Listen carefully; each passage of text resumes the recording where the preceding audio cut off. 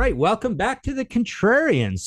This is actually a semi-new series, I suppose we're doing. It seems like kind of an obvious one with a show called the Contrarians. We've had a couple other Contrarian concepts, but we just basically came up with the idea of, what is a band's most Contrarian album in the catalog. We've done a couple of them so far, but we thought we'd tackle Thin Lizzy, and we've got Davey Gallagher here, who's been a really smart music swami on lots of stuff we've talked about over these. He's very good at this. So I hope I'm not building up too much, but no, we've actually talked about Thin Lizzy as well, and he's definitely a good Thin Lizzy scholar as well. So I figured it'd be great to have him on here. So we had a little chat ahead of time on what we thought the most contrarian Thin Lizzy album was. I guess there were two up for contention.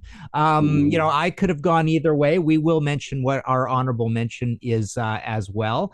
But let me turn it over to Davey and tell us what you think the most contrarian Thin Lizzy album is and why. Thank you, Martin. Well, pleasure to be here. I'll try and live up to that rather ostentatious billing I received at the start. So Martin and I decided the most contrarian album. So the concept of this series, for anyone who hasn't caught the first couple, and if not, why not? But if you haven't, the concept being the album itself is the contrarian, and we're not so we may be perhaps, but the album itself is the outlier in the cat for some reason. It's their trance album that they didn't, or it's their folk album in the middle of a rock and roll, something like that. There's something contrarian about it, and for Martin and myself, this is the contrarian outlier in the Thin Lizzy catalogue, because for us it's the heavy metal Thin Lizzy album, really. It's the Thin Lizzy very much joining I don't quite say new wave of British heavy metal, but certainly following in that stream. They're certainly wandering down the same paths. They've got a producer on board. They did have in the previous album, and Chris Sangredes, who's very much part of that. And they've recruited John Sykes, Chris and John, of course, from Tigers of Pantang. Yeah, so let me hold up my copy here, because I think neither of us have said Thunder and Lightning yet. So there we go. That's what it actually is. We were building to. We're building. Yes, you have to build this. So it's funny when we go on Pete's show. We do a lot of shows on Sea of Tranquility, and people always get annoyed when you don't mention the album immediately, even though it's in the title. So, anyways, there we go. So it is Thunder and Lightning. There's my dear and Brian, Thunder and Lightning, and Scott signed copy of that. Why would you sign it in the back like that? That's just ignorant. Now you can't frame it, and then it's just stuck on the back. I know. I've got a few of those with the back done. It's like, darn. Yeah. Well, that's Scott for you, always the contrarian. So that was very much our thesis, is that, they were always a hard rock, but not quite, but they were always a hard rock band, essentially. But this is where the rock turns into metal. It's the slide it in of their catalogue, if you will, where we're starting to, literally, we've got a member here that would do the same thing for Whitesnake. So it's very much the bridge. Unfortunately, in this case, unlike Whitesnake, it's the bridge to somewhere that we're not going to get, because unfortunately, this is the last Thin Lizzy record, their 12th and final in Thunder and Lightning. But it would be potentially the bridge to a brave new frontier that we didn't get with the passing of Phil Lynott just a couple of years later. So what do you think, Martin, on this being the contrarian outlier? Oh, definitely. It definitely is their heavy metal album. I'll just read you a quick quote here. Of course, I've got these Thin Lizzy books. We've done that. That's the first part of the catalog, and Thunder and Lightning is discussed in this one, and then we've got this as well. So I'm definitely a big Thin Lizzy guy. This is the big hardcover coffee table book. But in the Sun Goes Down book, Scott had told me Chris Tangerides, hope I'm pronouncing that right. But yeah, essentially, number one, he's the guy who brought John Sykes into the band. He suggested them because he'd worked with them with Tigers. Yeah, so we've got Chris produced this album, and there's John on the back of that. And Chris didn't produce this one, but he's still also on this album as well. Where's our blonde bomber there? There he is. Yeah. But so yeah, Chris brought him into the band, and so as Scott's told me, he says Chris Tanzarides is a real kind of rock producer. He liked his music loud and wild. It was kind of his idea of how that last album was going to sound. You know, guitar a lot hotter, a lot more sustain on the guitar. So I think it was more Chris that molded the sound for Thunder and Lightning. He had to come up with the goods because the rest of us were kind of out of it at that point. That album was the most difficult one for me just because the state of mind I was in. Both Phil and I were going through a pretty bad drug stages at that point. I don't think he and I were totally on top of our game, but with John Sykes coming in, he was fresh blood. He had new enthusiasm. And he kind of gave the two of us a kick in the ass to get off the floor and get into this album and make something out of it. But it was mentally and physically painful one to actually try to finish. Later on, he says, John and I got on really great. You know, the problem with that album is that Phil and I were right in the throes of heavy addiction. And basically on that album, I was just going, John, you just do whatever you want to do on this one. I'll just grab a couple of these spots here and I'll just get out of Dodge. I was in a lot of pain. There was a lot of depression going on with me at the time. And so that album, I don't really remember a hell of a lot about what was going on. Phil would be kind of passing out on the console there with all the phasers on stun, listening back to it kind of thing. So it was a good experience and a bad experience at the same time. I think there was a lot of really good playing on it, but was a lot of pain that went along with that album as well. So yeah, I've got other things to say, but I don't know. You want to wade into some of the songs? Yeah, I mean, first of all, John Sykes brings a completely different aesthetic to it, even from the just departed Snowy White. Midge filled in a little bit as well, but our Gary Moore obviously was in the late 70s, but nothing like any of those players at all. He's completely different. Yeah. Everything that he would go on to add to Whitesnake's mentality and take them forward into a brave new world, he very much does here as well. So it's almost like Thin Lizzy and John Sykes in a strange way, rather than being John Sykes and Thin Lizzy. There's parts of this where you think, I could hear exactly where the classic melodic twin guitar sound would be, but instead you get shredding and tapping. And it's very odd. It's very odd if you're not used to that in a Thin Lizzy context. If you're someone who's only used to say the classic lineup of Thin Lizzy with Robbo still in the band, then hearing Sykes doing his thing on top might not be your cup of tea. Might not be your cup of tea if you prefer the more melodic Jailbreak and Johnny the Fox and things.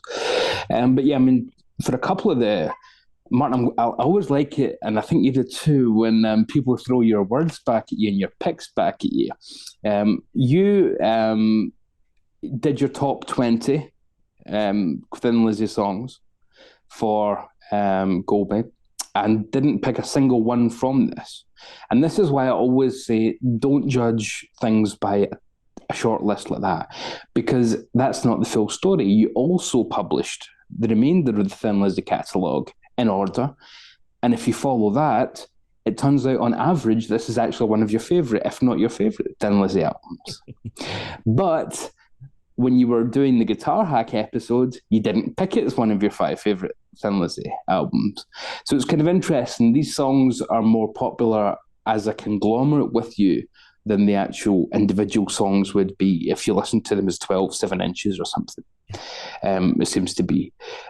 So you picked, for example, this is the one, Cold Sweat, Someday She's Gonna Hit Back, Baby Please Don't Go, I think is one of my favourites on it, because that is very much a song where you can hear the old Thin Lizzy.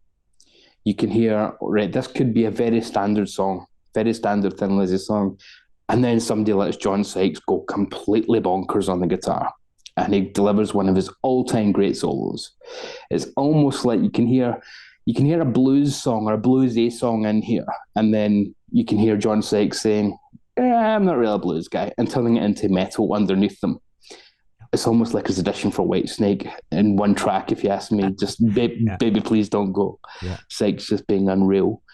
There's this bizarre kind of religious undertone to the whole thing, complete with the resurrection on the cover, which has got its own connotations.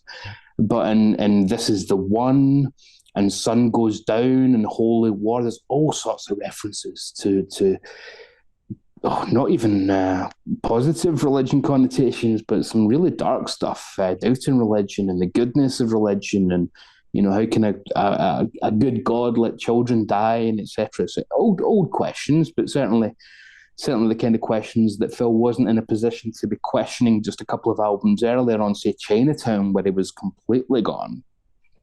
And this album, to me, despite what was said by Scott in your quotes, sounds to me like Phil is lyrically more in tune with what he's doing again. He is more coherent vocally as well. I think his vocals here are fantastic compared to Chinatown.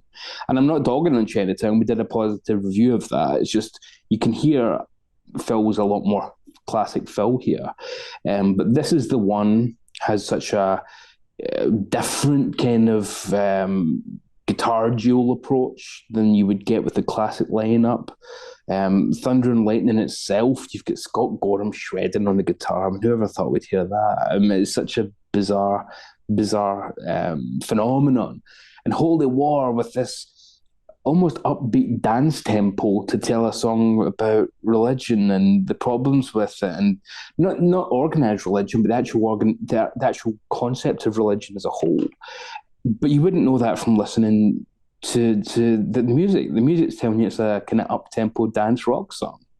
It's a wonderful juxtaposition, and again with John Sykes doing a solo that sounds like it's taken straight from Slide In, and it does have a very spooky feel in places. This album, which is very new wave, there's parts there's some wonderful production from Chris on this, where there's female vocals that are added in a very ethereal way that gives it a very spooky vibe, and there's kind of biblical verses being spoken underneath the vocals. And Phil uses his voice in a very gruff fashion at times to kind of almost portray a satanic part, sometimes even literally. Very different type of album. It feels like it was almost a concept album here, and I wonder if that was an initial project that kind of didn't quite, because a lot of it doesn't tie in even remotely to that concept, but about half of the album does. It's as if there's half a concept album that's been created here, and then the rest of it doesn't tie in at all, but it's still good music. Yeah, excellent. I like it. Okay, I'll go through the songs a little bit as well. So yeah, just a few other things in my notes that I picked out. I took a quick look through my book to remind myself of a couple things. Apparently, rumor was going around that Mutt Lange wanted to produce a Thin Lizzy album, and then I noticed there was a quote that I have from Joe Elliott, who said that Phil came up to me at one point and said, "Oh, I just heard Pyromania. That's why I'm packing it in, and we can't compete with that." And Joe Elliott goes, "I wish I would have said something encouraging to him, but I just was surprised and said, oh, and walked away," sort of thing. So imagine if Mutt Lange would have produced this. But Chris gives it a very big, screechy, bold production sound. I'm not crazy about the production. I don't like the drum sound very much. I have a quote from Brian Downey, who actually did like the drums quite a bit. What does he say here? He says, "Holy War was recorded initially as just bass and drum track." This might not be the one about the drums, but Phil had a great idea for a bass intro, and I just happened to be on the drums when he played it, and I just followed the actual intro and the drum and actually ended up on the song.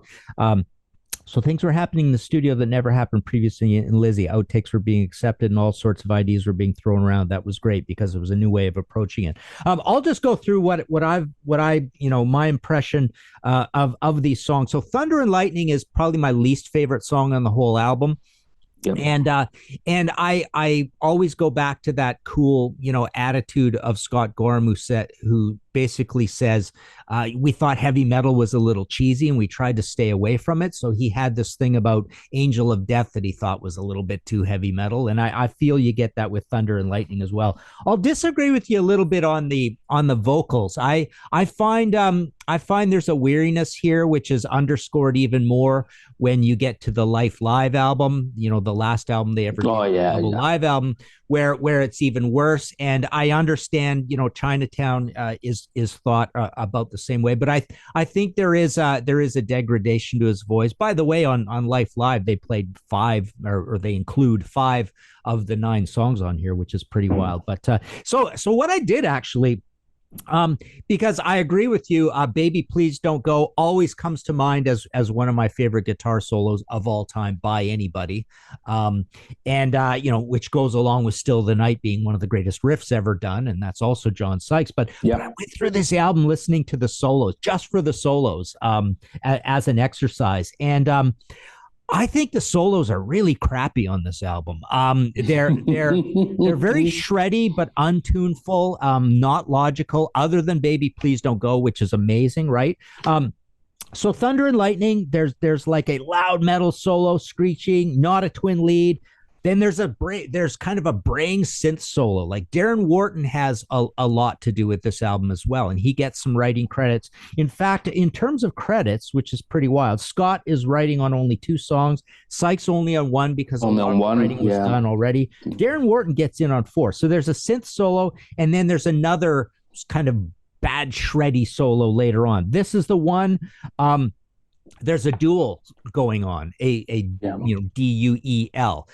So that's really cool. You hear these 2 guys dueling, and you can kind of pick out that yes, okay, I'm reminded of what Scott's style is like versus the new guy, right? So that's kind of cool. "The Sun Goes Down," we've got, I totally don't like the solo there as well.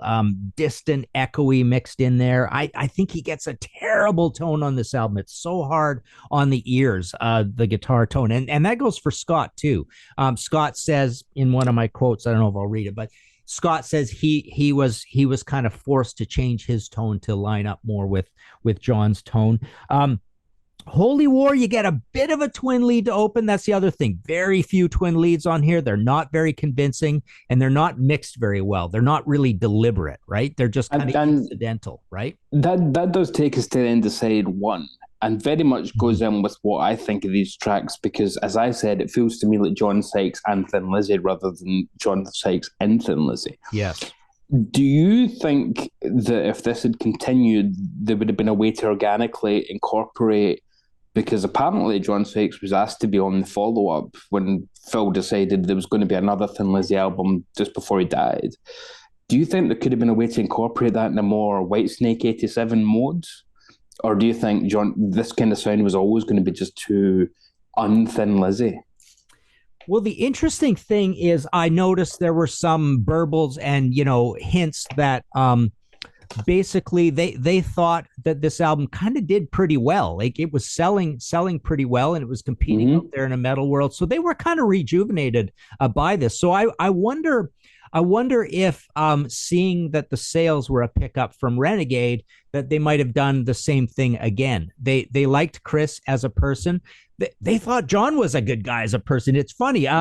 Who was it talking here? It might have been, actually, I think it was Chris or maybe Kit Wolven.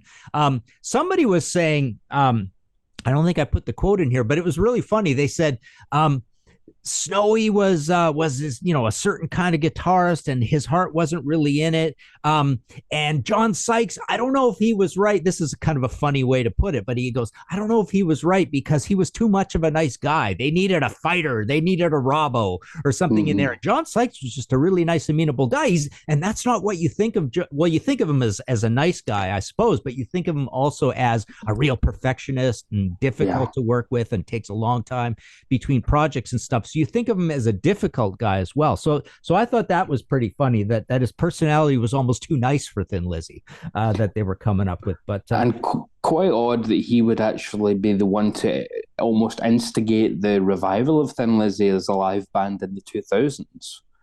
Yes. When John Sykes would be the, along with various members, he would be the most continual member, despite the fact he comes in for a cup of tea at the end pretty much. He's not really anything to do with it. And it's amazing. A bit the most prolific stuff that John Sykes has done in the last 20 years is a revival of Thin Lizzy, which is quite bizarre to say. Yeah, and I saw them live, and that's when I met him and got these things signed in Toronto at Massey Hall. I think they were sporting Deep Purple, but the crazy thing is, like, what a talented guy. He's you think of him as quiet, as a recluse, and all this stuff, but here he is. playing guitar, steps up to the mic, sings, and he can do Phil. He can basically sound somewhat like Phil, and he was a good singer too. Like, forgetting that this is almost sacrilege to be doing this, and the fans kind of revolted about the whole thing. But well, okay, let me just say a few more things to finish. Side two, Martin, give us side two. Side two. So Cold Sweat, I really like. I think it's the best lyric on the album because it takes you back to that crime theme, escape, pack my suitcase, get out of town, Vegas, all that waiting kind of for an alibi. Yeah, exactly. Well, yeah, and that brings up a point. So wait, I love when you talked about this as a concept album, because the concept is kind of got to give it up, right? It's there's a lot of that. So this is religion. This, like you say, this is religion. This is Phil talking to God, saying, don't let me die, kind of thing, right? And oddly, there's a couple also. There's two songs that are essentially, an abused woman in a relationship situation too. So that's another sub theme. But okay, so getting on with that, someday she is going to hit back. Just brilliant song. Yes, jazzy slashing chords. So what Darren told me, and here we've got a kind of a shredding keyboard solo and another burbly horrible tone John Sykes solo as well. But what Darren told me is someday she's going to hit back was one of those where they gave me a bit of rope. I was sort of into jazz at the time, and I remember coming up with all these weird and wacky harmonies that Scott actually quite liked. There's some quite unusual chord work in that song and in the harmonies, which went from being a 2-part to like a 3-part thing. And that to me was basically Scott and Phil giving me a bit more rope as far as writing is concerned. So we came up with something a bit bizarre, unusual for the album. Those chords and those structures are very jazz based. It was a fusion of jazz based chords, these augmented ninths, minor ninths, eight over sort of an A major, and all types of weird stuff going on, but it transcribed into guitar harmonies quite well. So that was what was behind it. Jazz harmonies creeping in, whether that's a good thing, I don't know, but that's the way that came about. I like that. And what I found kind of interesting is you get some of those same progressions, stitching the parts together in Heart Attack at the end of the album, which is kind of cool. So you get almost the echo of that song in Heart Attack later. Baby Please Don't Go, I love as well. Bad Habits, our band in the 80s, Torque, we played that song live. That's got a bit of a twin lead in it, which is quite musical and quite memorable and good. I like it. Very hummable. And Heart Attack, I think, is a good song as well. That's one that a lot of fans don't like that much. But yeah, I think it also has a decent solo. Again, a hint of a twin lead, very hummable. But yeah, so there you go. And I'm totally in agreement with you that that this is their most contrarian album for this heavy metal direction. As I say, it's almost like their Black Sabbath Born Again or their AC/DC Flick of the Switch. It's the outlaw, loud, brutish album. Stuck into the mix. It's very, I love Bad Habits, but that, to me, that should have been the single, because it's got a much more radio-friendly vibe than anything else on the record. Yeah. It would have been, because they hadn't had a hit single. This album did very well. It was their best selling in quite a while. Not in America, but they'd almost written America off at this point. They just tried too many times and hadn't gone anywhere. Ironically, Sykes would show that a guy in his mid-30s could indeed make it in America, but he'd do that later on. Yeah. And I think one of the reasons why we fans don't all love Heart Attack is it's too raw.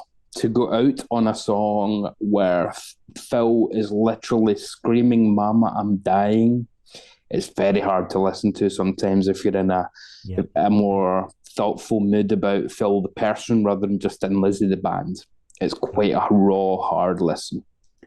Because you think about the relationship with Philomena, because there's not many rock stars who we know so much about their mother and things. And so it's not just singing about a mother, it's singing about a mother that we all know quite well. We all know Philo, and, it's quite a difficult listen. Yeah, for sure. One other thing to point out is that, again, the album cover is very contrarian. It's so kind of brutishly heavy metal, not greatly put together. It's very badly composed, isn't it? Yeah. Jim told me that he had a great concept. He considered it one of his best concepts, something about a rock or whatever, but he was devastated when it wasn't used. So yeah, probably I didn't go check, but Jim Fitzpatrick has a really nice site where he puts some of this alternate stuff up, and I don't know if this one's over there, but and that title, Thunder and Lightning, it's just so innocuous, right? It's so third grade new wave of British heavy metal for a title. Yeah, it's very much it's like those books you get, The Idiot's Guide to. It's almost as if somebody had flicked through. So how can we really sell ourselves as heavy metal, because people aren't going to take that seriously. Right, so we'll have some lightning on the cover. We'll have a fist coming out the ground. Make sure it's a leather-bound fist, and we'll have a guitar on the ground. But as we know, it's the Fender bass, isn't it? It's Phil's Fender bass that's stuck on the ground. But the whole composition looks very flat. It doesn't look 3D. It doesn't look like a foreground and background kind of thing. It's very two-dimensional. It may as well be a painting.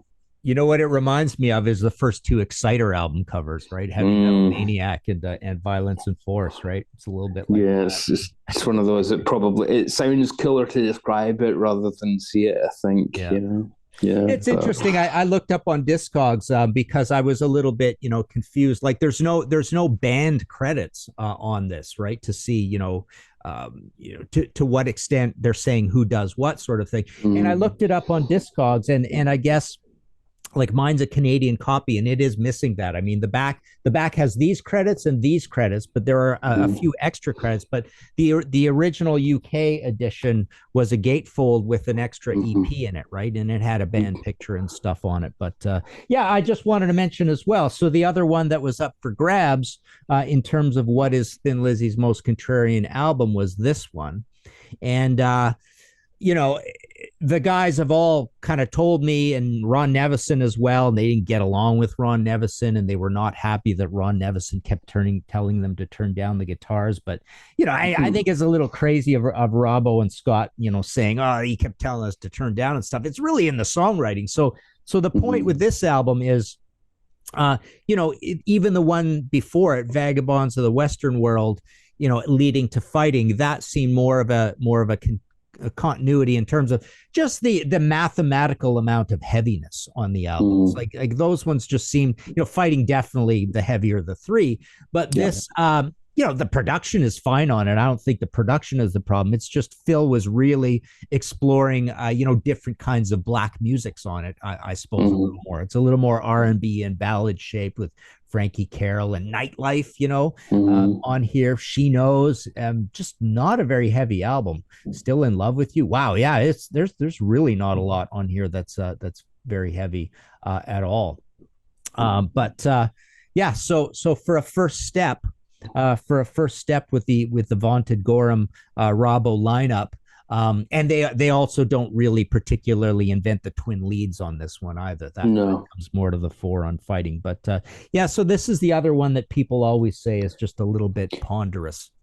And I think the reason it can't truly be considered as contrarian is because the band haven't quite established who they are yet. They're still relatively early days, so they're coming off of the first few albums, the more folky sound. So they're still establishing what the Thin Lizzy sound even is. So it's hard to be contrarian when you haven't established what you are in the first place yet. Yeah. Whereas by 1983, obviously, they've got 11 albums behind them and a phenomenally successful live album. They've got a look, they've got a lineup that people know, although that's very much in flux in the latter years, as we know. But yes, I think all that kind of means that this is a more obvious contrarian choice. And you did mention the bonus EP that came with the original version. If people do want that, it is on the 2 CD deluxe edition. It's the Hammersmith 1983 live show, but you can get that on the 2 CD deluxe edition. It's a good little EP. It's got Emerald and Don't Believe a Word, Killer on the Loose, but it's, if you've got the 2 CD version, you don't need that to seek out the vinyl version. It's all been done on CD now, so Yeah. Well, there you go. So there you go. Thin Lizzy's most contrarian album, Thunder and Lightning. Let us know what you guys think in the comments below. Should we have gone with Nightlife? I suppose these are to let us know if there's something else you think applies. I don't know. I don't really think there is. I think the first two go as a pair. The third one's a little on its own. Nightlife's on its own, but basically Fighting all the way up through Renegade, I think, is the canon, and it generally sounds pretty much the same as each other. They've got all the ingredients. Even from a Phil Lynott point of view, if you follow Phil, it's also contrarian for him because he's wanting something that's a contrast to Solo and Soho from his solo career, which came out the year before, which was very mellow. So he's looking for something a little bit different, something not like his stuff with Gary Moore and whatnot. So he's looking for something a little bit different as well. So Thin Lizzy probably became a mirror, or rather a reflection of what he was doing, the opposite of what he was doing in his solo career. And unfortunately, as we know, everything's just going to come to a grinding halt after this Grand Slam. Aren't going to take off at all, really. Yes, exactly. Okay, yeah. So there you go. As I say, let us know what you think. We've got a Patreon situation as well, but for now, until we do another one of these on the most contrarian albums, signing off for Davey Gallagher. We'll see you next time.